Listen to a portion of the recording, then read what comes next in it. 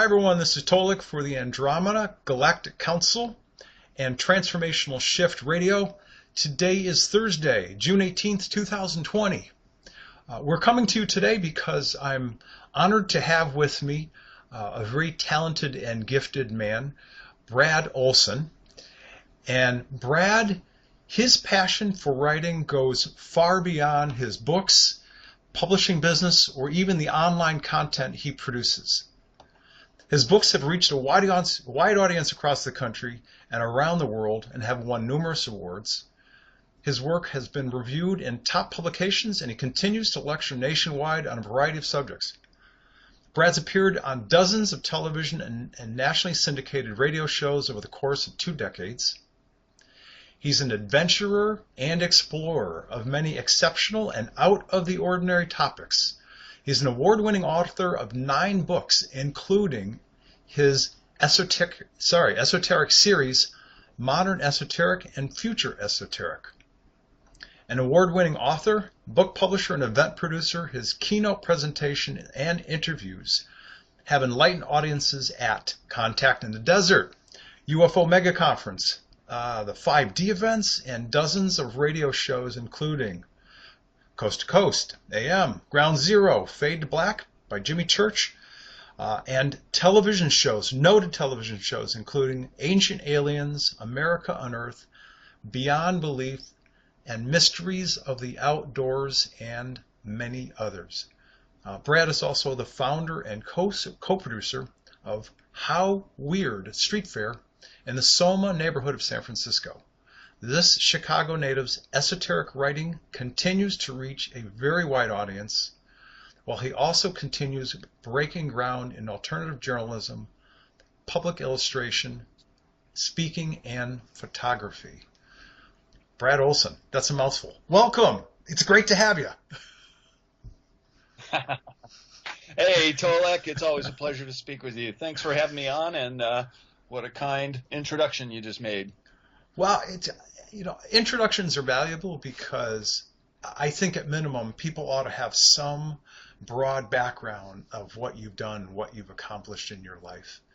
And you're certainly a noted author. As a matter of fact, I think the last time we saw each other was at Suzanne Ross's event a couple years ago at one of the Sedona centers. You were speaking there and signing books, for that matter. Yeah, that was the first time we met face to face. But I feel like I've known you for a long time, and we really resonated. And I really like the information that you put out there from the Andromedan Council and other sources to keep the rest of us informed on what's going out there with exopolitics and other of these esoteric subjects, as I call them, which, in my opinion, certainly includes all of the UFO and extraterrestrial type information. How could it not? It is information that's sought out by a select few of us that are the early adapters, so to speak, to try to understand this great moment in time when we may have direct contact and disclosure of the UFO enigma in human history for the very first time ever. So I really appreciate the work that you do, Tolec, and helping us become informed what our space brothers and sisters think about all this going down here on planet Earth, which is kind of like the planet of the apes. Yeah, like right now it is. When you think about all the chaos going on. Yeah, but I've always, and as you were speaking, 3 or 4 topics popped into my head, so I'm not going to take them in any order. I have always had the sense, and certainly learned from my own Andromeda Council contacts early on, that there would be a time of, if you will, chaotic behavior, a time of chaos, which I call a time of transition, which we're in right now. I'd say we're probably like at, out of a scale of 1 to 10, we're probably at like a 2.3. And so there's more coming. There are certainly more geopolitical changes coming. We haven't even begun to see some of the major changes that will happen politically across the globe. As people have talked about, the global financial reset, and certainly on the UFO contactee front, we both know guys like Travis Walton, our mutual friend John Polk. Now, John was, I forget the name of this book that he wrote, but he was at a conference, I believe, in all places, of Portland, Maine. And there's a section of that book, or the whole book, I don't remember exactly, because I don't have the book, funny enough, but John's told me about it enough times. He's like, Tolec, we're at this conference, and these blue beings walk into this room, and they're just, and I guess there was the lead guy that did most of the speaking and the talking for all of them. But these, as you know, these kinds of things happen at conferences where people from other worlds, intelligent, sentient beings from other worlds that are humanoid, of various sizes, shapes, and colors, show up at these conferences and either overtly or quietly mingle with people. And I'm just curious, out of all your conference experiences, have you met or seen any interesting people of the ET origin? Well, I do know the Blue Beam story of John Polk very well as well, and it is that is the title was his contact with the Blue Beams people, he called them. Yeah. And apparently it was witnessed by others. Yes. And I can't say that I've ever met an alien at a UFO conference, but hey, if they're going to show up somewhere, that'd be the place to go, right? Yeah, certainly. And certainly. There are quite a few other types, maybe hybrids. Yes. Who knows what comes to these conferences, but it's always a great mix of people, and it's all. Yeah, the best part about it. Thank you for putting on. Yep. Yeah, sure. I was just going to say the best part about them is we get to, and I'm sure you've experienced this. You're at a conference and you've given your presentation, you're talking with some other people, and it's been my experience that generally when people approach me, they're all excited and they want to talk, but geez, 80% of them are approaching me to tell me their stories. Maybe 15 or 20% are asking some questions, but most of them, they're like, hey, Tolec, can I tell you the story? And they just, because they feel comfortable and safe in this environment of all of us who have some aspects of these kinds of experiences in our lives.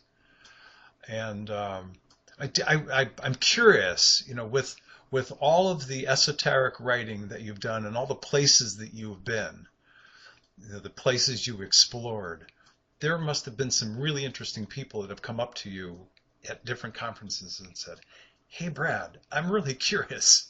So do you have any good stories that you'd like to share? Well, as far as meeting people at conferences like you, there are many people who come up and really want to talk about their experience, what they've gone through, how it may relate to some of my books or the talk that I just gave. Right. And I like that. I know some speakers are a little crowd shy, but I enjoy hearing other people's accounts. And quite frankly, it validates all that we're talking about, because some of these are so interpersonal and they're not even wanting to give their real name and stay anonymous and just I noticed that. Get it off their chest in many cases. Yeah. So it's that's like the great thing about going to these conferences. You get that one-on-one. Yeah, absolutely. Not just me being a speaker and people listening, but other people adding in to the conversation. I've got a brief story for you.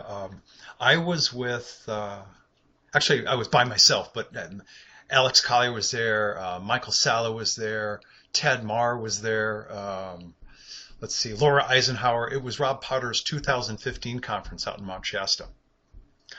I had finished speaking. Great. Yeah, it was a great event because it was up at I think I'll say this correctly, the Methodist camp. So it happens to be run by the Methodist organization, but it's this huge campground and a lodge and an outdoor sort of venue with a whole bunch of picnic tables. And I did a rough count, there were about 225 people in the audience. It was a really good turnout. Yeah, it's Mount Shasta, so August, blue skies, sunshine, it's warm. do my presentation. I'm sitting outside. There are a couple lights on, and there's a bunch of people at the picnic tables. And I had already told the story about how I had had this experience. I'm out in deep space, and I'm seeing planet Earth get essentially bombarded. Now, I don't know if they were rockets or meteors or asteroids, but the planet was getting hammered pretty hard, and I was getting really concerned. And from, like, if you will, if I'm 12 o'clock, from the far right-hand side of me, like at 3 o'clock, there's a circle with an upside-down triangle in it, and it comes from my far right, and it comes like what seems to feel like all of 2 to 3 inches away from my face. And this circle inside of this upside-down triangle shows up, and everything stops. It goes really, really quiet, and I feel really calm. Now, I've since learned from my own contacts, my guys upstairs, that symbol, and we see it, we see it these days commercially in a variety of different forms, whether it's the circle in the triangle or the triangle inside the circle. It's a universal sign for peace and protection.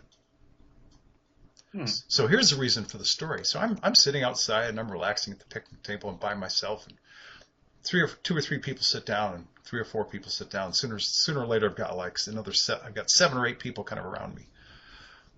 2 women start to tell their own unique story, which was unique to each person, and that symbol showed up the same way. They're like, yeah, and it came from like my far right-hand side, and boom, right in front of me, there's this upside-down triangle and a circle or a sphere inside, and everything went quiet. No, their circumstances were different than mine, but if you will, it's like, press this button for the safety protocol. That upside-down triangle with the sphere inside showed up for both those women. That's interesting. Yeah, it was, what you were saying. It's great to learn what you learn and tell your stories and talk about your research. And all of a sudden, out of the blue, from nowhere, at least for me in that evening, come 2 women I had never met before, and they essentially tell the same story. I was like, wow. So that's my story. Only at conferences. That's right, only at conferences. So that's my story to begin the evening. Tell me about something interesting you've experienced at any of your recent events where you went home later and you went, wow. There's got to be something that's... Well, another great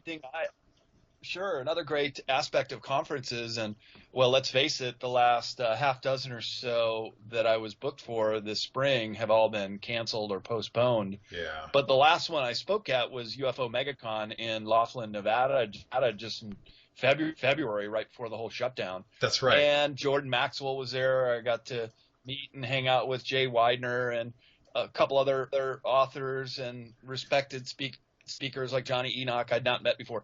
So there's also this intangible about making new friends and yes, new people of a same mindset and who can understand and articulate many of these subjects. So it's almost like a family reunion when everybody gets together and we all get to be around each other, because so often people that discuss or write about or speak about these subjects can be alienated and ostracized from their family unit. So when we all come together, it's such a refreshing act to see everybody and it is, and talk about things that we don't have to qualify any of the information. In fact, many people that come to these conferences add new information to the narrative, which I really like as well. So not so much about meeting extraterrestrials, so to speak, but who the heck knows what's behind those eyes? Sometimes maybe there is a hybrid, or also possibly CIA is keeping tabs. Oh, those guys on these conferences they too. Show up. And oh yeah, Bob. Yeah, and what I've heard it said before is, that they're coming to these conferences not to hear what we have to say, but they're interested in what we're not saying. So they, too, can go back and then through their channels in the mainstream media, Project Mockingbird and so forth, control the narrative that way. So if something big, and we know at these conferences, sometimes you can get a really big story breaking and other corroboration or data points from other speakers, then that's a big deal. And that's what they're interested in, finding out how much we really know. So Oh yeah. Bob. these conferences are really cutting edge too, Tolec, and I'm sure you know as a producer that a lot of great information is first brought out at conferences. Yes, it is. Yes, it is. And to your point about CIA and or Men in Black, Bob Dean and Wendell Stevens always used to say, it was like, oh, they're always at conferences. These guys show up, and in the early days, you could find them. You know, you have all these people in their relaxed clothing, and then you see a couple of suits sitting in the back. Like, oh yeah, they're from the government or CIA, and it actually, Bob said it got so funny that, you know, they'd start showing up at some of the same conferences. Bob would wave at them. Yeah. And actually, like, welcome him in. Yeah, exactly. To bring this topic to center, this is the exact reason why for this year I actually chose that title. Now, Wopila happens to be a Lakota word, which means to give great thanks and appreciation for everything that you have in life that's important to you. Your family, your community, your closest friends. That's essentially what Wopila means in Lakota. But it's the other 7/8 of the conference title, a special gathering of spiritual friends and family. I've said what you just said so many times. It's like, yeah, whenever the people come to these conferences or I speak and go to others, it's almost like old home week because people feel really comfortable with each other. And for the most part, they're not hedging their words. They're just speaking openly, and they're sharing stories kind of openly, and they feel really comfortable because when they're back in, Kansas City. We had one lady at a conference I produced in Australia who was from Washington D.C.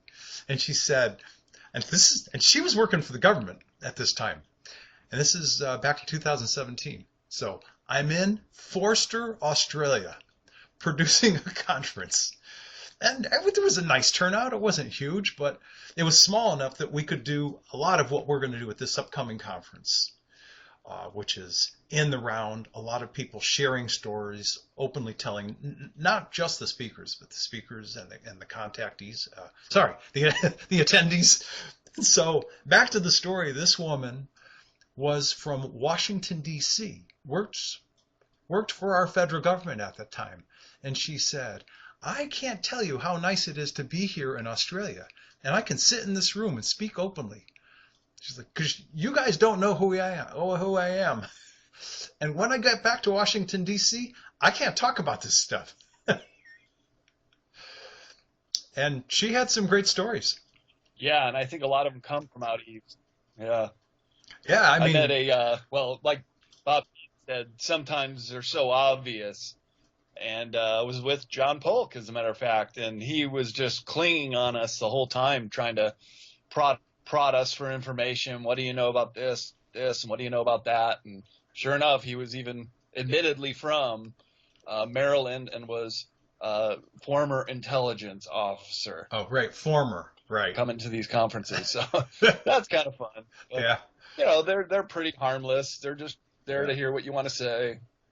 Well, this particular woman from Washington, D.C., who was joining us in Australia, her husband was the high-level government guy. She was just, sort of like a mid-level worker, and she really didn't have any high security. But she was simply saying, the things we talk about here, I can't talk about back in Washington, D.C. And if I did, my husband would pull me aside and I did a lecture. And I'm kind of paraphrasing her, but that's exact. Yeah. Oh, yeah. Yeah. She was very serious. Yeah. She was very, very serious. So, would you share with the people listening, since you took that auspicious trip to Australia and came back with some pretty exotic information, would you share with people maybe a couple of the tidbits that you found to be quite surprising that you didn't expect? And maybe you want to fill in the gaps, Sure. tell people what you did. I mean, in terms of the trip, what your goal was. Yeah, and I think you mean Antarctica. I think you mean Antarctica. You said Yes. Australia, but Oh, I've been to no, my apologies. Australia too, and Yeah, no, been to all seven continents. I meant I was in Antarctica. Antarctica And last year, thank you for correcting me. I did mean and Antarctica. Yeah, that trip, the auspicious Antarctica trip. of course, Yep. yeah, So go ahead. because of course I just came back last year, so Right. it's a very unique place on this planet. It's almost otherworldly, Tolec, in its stark beauty and how animals are not afraid of people, and just no signs of civilization or other people at all. Every once in a while, you come upon a research station and or see a boat off in the distance, but really, it's very secluded there, and it's a land of wonder, no doubt about it. As far as I know, I'm the only researcher in this field that has gone down there, paid my own way, in search of many of these very unusual subjects that we hear taking place down there. And so I went in search of if anybody knew about a UFO under the ice, or even large mothership type craft, antediluvian civilization, pyramids poking out of the ice, Right. and all the stuff that we hear going on down in Antarctica. Not too many people had heard about that, but I did find out for sure that there is a giant no-fly zone near the South Pole, which is very odd because there's really no traffic down there as far as flights go, unless they're bringing in supplies to the base once a month or so. And there are some machines that are doing some atmospheric tests down there. Very, very wide no-fly zone, and that is the presumed area where there's a hole under the ice. So we did find for sure that there's this big no-fly zone. There was also a report from one of the bases down there, an Argentinian base called the Belgrano 2, that had a sighting a few months before I was there, and in their inter-station banter had passed on the information to the Brown base the afternoon, and talking to some of the staff there, and kept asking them if they knew anything paranormal going on, any sightings, this or that, and they were a little reluctant to tell us. And finally, they came out and said it, that they had heard that the other base had seen some craft and some orbs on a flyover one day just prior to our visit, and they had talked about it throughout all the other stations, that it was a big deal, it was a big sensation. Okay. But I think they were instructed not to talk about it, but this guy liked us telling us. But as far as going inland to try to go to some of these locations, and I have pinpointed a few that I would love to check out, but to go down there is so far away and really so expensive to travel overland that you need some kind of sponsor, either a film crew or some kind of benefactor to pick up the bill, because it will run in the tens of thousands of dollars. Wow. Which is all fine and well if you have the money to go down there and to investigate these kind of things. But I feel like even though I did go, really only skim the surface of the fifth largest continent of the world. I mean, it's about the size of two Australias combined. So the distances are really vast. Wow, that's big. To go anywhere, you need to have like a team of people to take you, and that's expensive. Were you down in the general McMurdo Bay area? Were you in that U.S. zone? No, McMurdo is on the other side. Okay. Yeah, that's like south of New. Where I went was by sailboat south of South America to the Palmer Peninsula. Okay. And I did go to the Palmer base, the U.S. station there, as well as a half a dozen other countries' bases.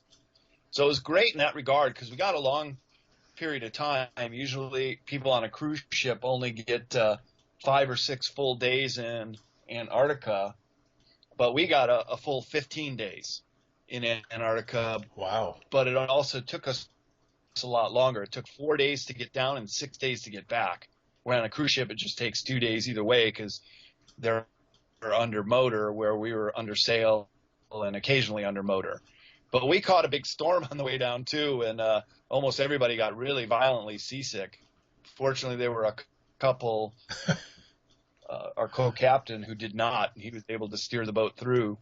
But yeah, it was pretty nuts. The Drake Passage between South America and the Palmer Peninsula of Antarctica is the stormiest seas of the world, just notoriously heavy seas and really bad weather. And in fact, it snowed while we were on the boat. But then we got a couple sunny days when we were down there in calm water where it was warm enough to be up on the deck of the boat in just our T-shirts and shorts. Wow. So it's kind of a misnomer that it's super, super cold down there. There are days where it's nice, just like it is in Alaska. In the summer, you get some nice warm days once in a while. Right. Yeah. Whenever it's sort of like Africa as well, Cape of Good Hope. Whenever you have the tip of the peninsula, you've always got the ocean waves crossing each other. And it's always dicey out there. Right. Always. Same thing with South America. And that's where the Atlantic and the Pacific meet. That's right. It's pretty stormy seas, I can tell you. Yeah. They've had, Argentina has had a lot of sightings, as has had Brazil. They've been, especially recently. Have you heard about the situation recently where there was a crash that was not only crashed, it was shot down, but there was purportedly an ETB wandering around that had lived, and I'll just call them soldiers. The soldiers took them out. They killed them. And this is just recent within the past. I did hear about that. Yeah. Right. But that's kind of the way they get treated sometimes. That's why I said at the top of the show, it must seem like we're the planet of the apes down here because there's so much violence and discord among our own people. I would think that if advanced races are coming here from far away, that they have learned peace among their people at the very minimum before they embarked on space travel to other solar systems or other galaxies. Yeah. So we've got a long way to go here on planet Earth. But I really like the fact that you're bringing in the Native Americans to the conference because that really grounds a group. And Clifford Mahooty, he's a good friend of both of ours. Yes. He's really, really amazing guy. And for him to share this ancestral knowledge is a real honor to hear it from the Native American people themselves. So I really look. Yeah, and thank you for bringing that up. Aspect of the conference too. Yeah, you wouldn't know this, but I did it in my very first major conference in 2016. I probably had 7 or 8 different natives, and they included Pete Jackson, very bright man from the Gila River people. Ukwala showed up. He was amazing. What an orator. Not only an orator, but just a very clear speaker, and spoke to the hearts, and literally spoke to the hearts, minds, and souls of all the people there. He was essentially telling them, all of you have the power to create the kind of world we want to see here. And I wish you had seen the looks on the faces of the people. It was like, finally somebody was giving them permission to be themselves. It was just a powerful, powerful speech. Kathy Wilcuts, she's a Lakota cultural teacher, if you will. She spoke. A grandmother, Silver Star. She had been at I lost track of the number of conferences she had been at by the time she finally showed up for ours. So she spoke, but she did it more when we were in a circle. And after having said all of that, and seen the impact that they had, I've invited native speakers for every Friday of every conference I've produced since then. And the last one I produced in Sedona on Friday again, a number of people spoke. Rogelio, he was there, did an amazing job. He played his flute. Hilaha, who's Blackfoot, I think part Choctaw, and he's got something else in there. But the bottom line is, the reason that I bring the Native people in is because the natives of this country, the first people of Canada, the Warundi, and a whole other host of names of the natives from Australia, the people from New Zealand, the people from the Dogon tribe in Africa, and all across the globe, they all have stories and mythologies about their star ancestors. And so we get to hear some of these stories firsthand from them. And there's no convincing that needs to happen with these people. It's just part of their history. It's part of who they are. And they all have creation stories about how the universe, or how the sun was created, how the earth was created. And each creation story is unique, and yet they're similar in many ways. From the Lakota to the Cherokee, from the Chippewa to the Seminole, and on and on. They all have creation stories. And they have different names for, as the Lakota would say, Wakandanka is great mystery.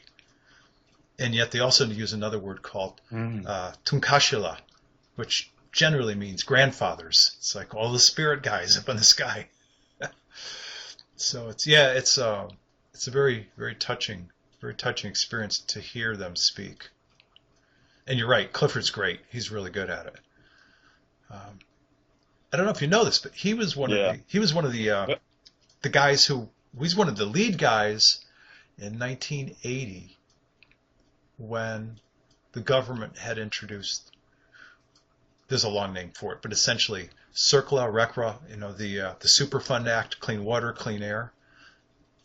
He had an engineering degree, and they put him to work as the person who would speak to the different tribes that had like natural gas, oil drilling, whatever was going on in different native lands, and where places where Superfund remediation needed to happen. He was the intermediary between the government and the native tribes. He traveled the predominantly American West. So he's got a wealth of experience, and he has a wealth of experience of knowing what it was like to be an Indian and how he was treated when he was working for the government. They're not all good stories, believe me. Mm-hmm. So, listen, I don't want to dominate this conversation. Well, tell me, if you would, and tell the people listening, about some of the things that you're going to be talking about that may have a cultural impact. Some of the things that you've learned in your travels that you think people might be interested in hearing about as we try to evolve as a species. Yeah, a part of the trip I was on last year was also 4 months in South America as well as Antarctica, so I could do a presentation on both of those. When I was in South America, we were going to all the megalithic sites, and there's so many mysteries and questions about how those megaliths were transported, fitted in place, carved, and so forth. And I was there with Nassim Haramein, one of the new physicists in the scene that speaks at conferences, as well as Brian Forrester. So to have several days, in fact weeks, with these two going to these sites and talking one-on-one, as well as other people, Native Americans as well, South America, who knew some of the other insights about the megaliths, and some of the people in Peru. You mentioned Argentina and Brazil. There are so many contact stories out of Peru and Bolivia, especially up around Lake Titicaca, which is this emergence point for the Incan people on the island of the sun and the island of the moon in Lake Titicaca, which I had a great opportunity to visit. Wow. So I also speak about the native traditions of South America and how that ties into some of the exopolitical topics that we find so interesting as well. And we had this mother and daughter shamans who speak of their contact very matter-of-factly. And it would appear that some of the benevolent ETs aren't as threatened by South Americans, especially the indigenous people that live on the Altiplano up on the high plain. And really amazing accounts of some of these advanced beings and face-to-face CE5 contact with the indigenous people up there. So that, as well as some other discoveries I made in South America, I'll be presenting on, and really interesting stuff, going down there with a curious mind and wanting to go to these locations pretty much all my life, and finally getting to do it with the greatest people I could think of to travel with, and having this amazing adventure down to Antarctica as well. It was just one of the best trips I've taken in my life, and I've been to all the continents of the world and about 55 countries. So that's a lot to say. Yeah, from what I've learned and all that I gathered from that trip. Yeah, it sounds like those topics alone will keep everybody busy with their ears and eyes wide open as you start to reveal some of the things that you saw and heard. I'm not surprised. Yeah. I'm not surprised at all by the people of the Altiplano. Is that how I say the high plain, of course, and them meeting ETs. And it sounds like Altiplano, yeah. Altiplano, higher dimensional ETs, if you will, or at least benevolent ETs, because I've heard that as well from many of the indigenous people of this country, that they're having contact all the time. Not just ships showing up in the sky, but actually people landing, walking out, having conversations with natives, with Indians of this country. So what you told me about those folks from Peru, I'm not surprised. Did you say it was a mom and a mom and her daughter? They were shamans. Yeah, they were, and they did a blessing of our group and burning sages around us, and so many other wonderful things. That was just one of the many days that we could interact with the people down there. But in this case, that they were traveling around with our group and really took an interpersonal interaction with all of us was really, really special. That's great. Yeah, I'm sure I'm sure you'll remember those moments forever. You can close your eyes and just sort of relive what that experience was like. Well, I want to thank you for joining me for this. This is just sort of a short briefer, if you will, a teaser to get people interested. And so, Brad Olsen, you'll be joining me and a whole bunch of others of us for this family gathering of really good friends. It's called, if anybody listening heads over to the Transformational Shift Events website, you'll find the button for the 2020 Wopila Gathering Conference, and you'll see Brad's smiling face in the write-up, and there's also a specific write-up for him as a speaker. So you get a chance to see him and hear him speak and ask him a whole bunch of questions and share your stories as well. So thank you for listening. And Brad, thanks for joining me for this sort of impromptu get-together. I appreciate it.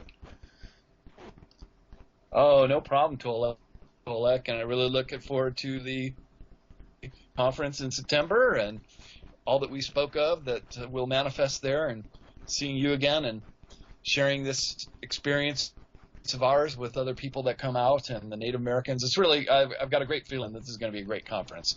So really looking forward to it, and thank you for having me on, and look forward to our next exchange. Yeah, absolutely. It'll be great to have you there, to see you in person, and to be in a number of conversations.